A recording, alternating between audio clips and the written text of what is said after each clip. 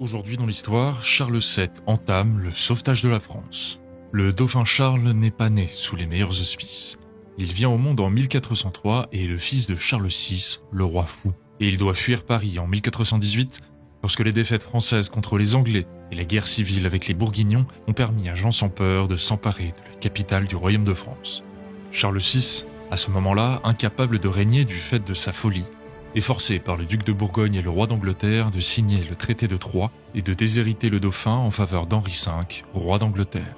Réfugié à Bourges, le jeune Charles commence, du haut de ses 15 ans, à organiser la résistance contre l'alliance anglo-bourguignonne.